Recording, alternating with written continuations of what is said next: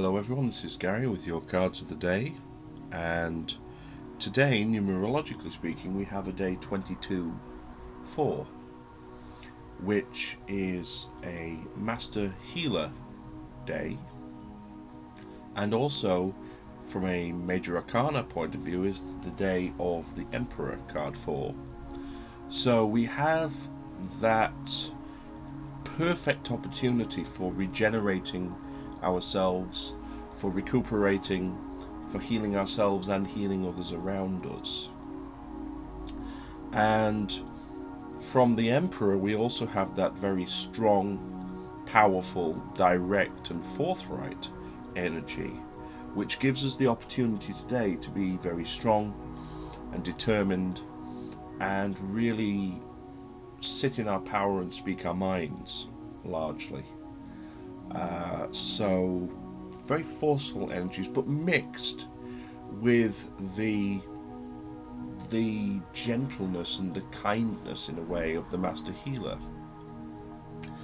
Now, I was going to do my usual 3-card reading today, especially in view of the fact that my voice is terrible today, so I do apologise for that. If I start suddenly having a coughing fit in the middle of the reading, I do apologise. I was going to do my normal 3-card reading, and I was being bugged continuously to turn it into a 4-card reading. So I am going to do a Grande Square today using 4 different decks. I'm using the Intuitive Tarot by Cilla Conway. I'm using the Druidcraft Tarot, which is illustrated by Will Worthington. That's the Philip and Stephanie Cargon deck. I'm also using one of Will Worthington's other decks, which is the Wildwood Tarot. That one's by John Matthews, Mark Ryan and Will Worthington. And I'm using my good old trusty standby, which is the Tarot of Dreams by Ciro Marchetti. And as I say, I'm doing a Grande Square today. So our first card today is actually an incredibly happy card in most respects. We have the World, and this is designed to be a very intuitive deck, and the thing that draws me with this more than anything is the figure in the middle who is finally surrendering to their connection to the divine, which is this energy above them here, and they're drawing all of the other energies around them. We have this swooshing energy around this figure, as if they're drawing all of that energy and all of that power to them, and they're just surrendering themselves to their connection to the higher powers. And the feeling I get very strongly with this is this really is a day to kind of put your hands up and kind of go, you know, tell me what's going on, tell me what's happening, guide me. It's kind of putting your trust in Source, the divine, the eternal, whatever you call it, the gods, goddesses, whatever your particular name for that energy is. It's kind of putting your trust in that and saying, guide me, lead me forward. How do I make my world the way I want it to be? That is very, very strongly the feeling that I get when I look at this card. And, you know, it's throwing your head back and looking for answers and trusting that they will come. Now, as there are 4 cards, I'm going to go through relatively rapidly. Card number 2 that came out, I'm going down here. This is an interesting card as well, because what we have here is the 5 of Swords, which in some decks is considered to be defeat. I always treat this card very much as being like a game of cat and mouse. And when playing cat and mouse, it's important to know who is playing the cat. And what we have is 2 figures here. One, very dejected, stood in the background, clearly has lost. to the figure that stood in the foreground, who is very powerful and very grounded with the green earth energy around him. And it really is, it's going to be a matter of perception for each individual person as to whether you feel like the figure in the background or the figure in the foreground. If you feel like the figure in the background, then you have to accept that you can't always be successful. You can't win in every situation, and that in itself is something you have to surrender to.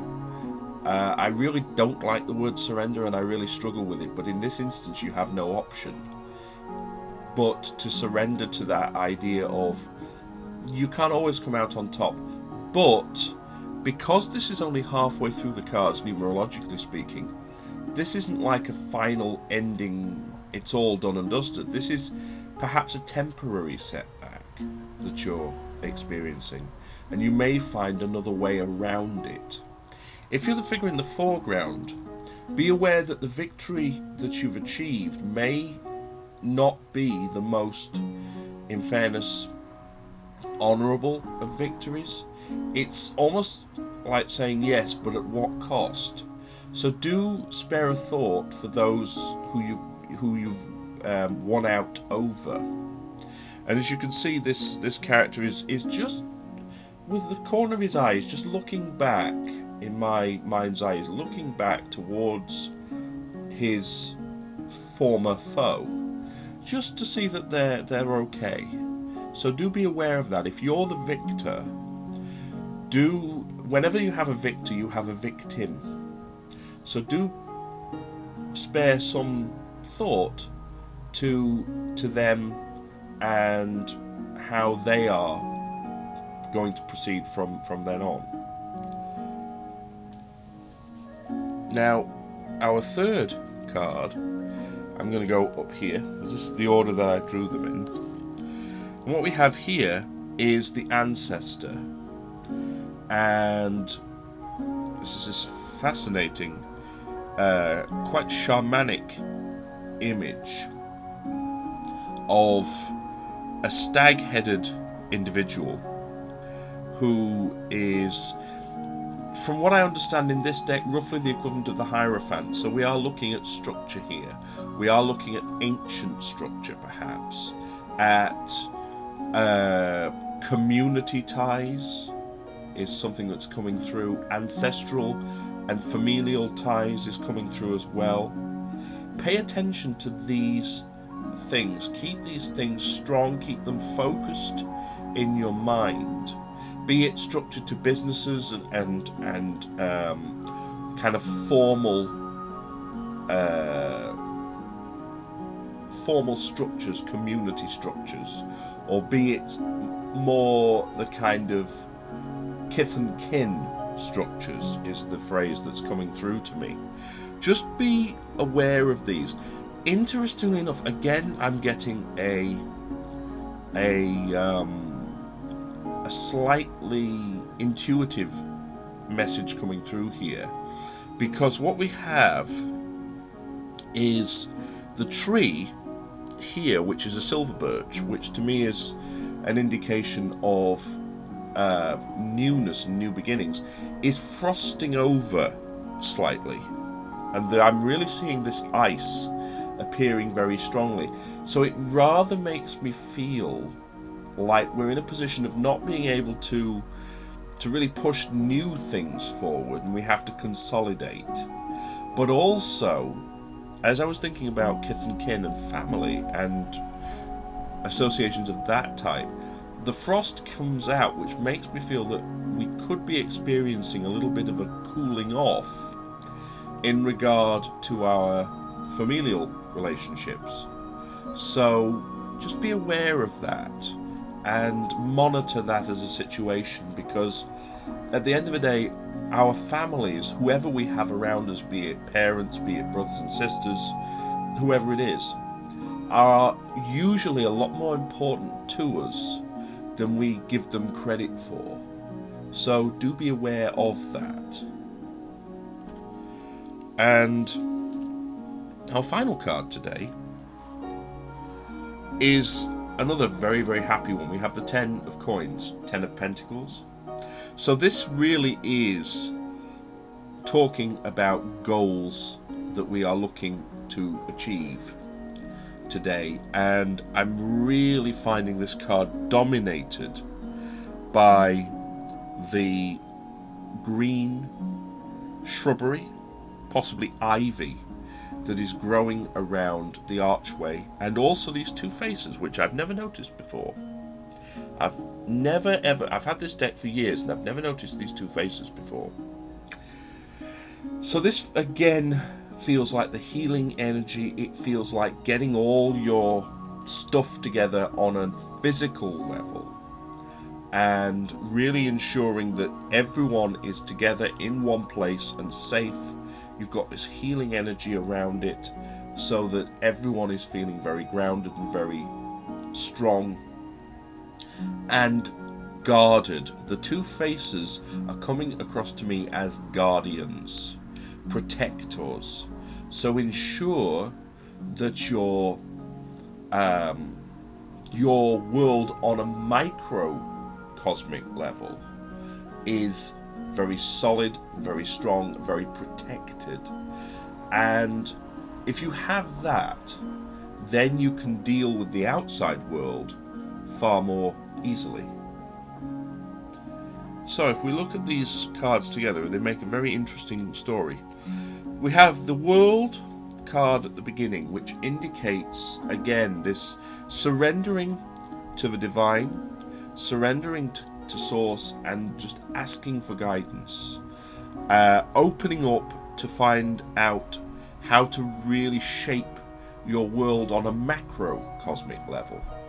We have the Five of Swords, speaking of battles to be either won or lost. If lost, then accepting that and looking at how you can then move forward from there. If won, then trying to be compassionate to those with whom you competed. And again, that phrase of when playing cat and mouse, it's important to know who is playing the cat. We have the Ancestor, the Hierophant, coming up to remind us of our structures, to remind us of formal structures, businesses and the like, but also familial structures, Kith and Kin, and to watch out for any cooling off of relations with our kin, with our relatives. Monitor that situation as well. So, because our families are very important to us, as I'm having pointed out. Our families are very important to us, and we don't often realise this until, in some instances, it's too late. So don't allow too much ice to grow in that situation.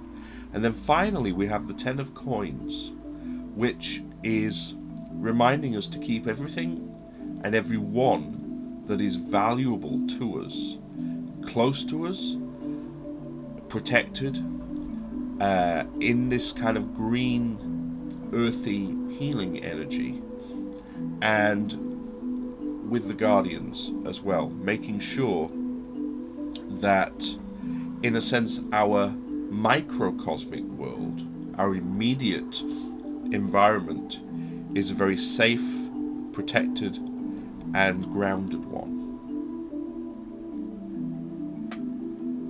So I hope you've enjoyed these cards of the day and this rather unusual reading, the way it's turned out. We've had both the external world and the internal world indicated today. Please feel free to leave me some comments and let me know how these themes interact with your day today. And what things are you dealing with today? What battles are you dealing with? What do you have to surrender to? And what is your association with your family at the moment? Are you finding that is slightly strained? It'll be interesting to hear.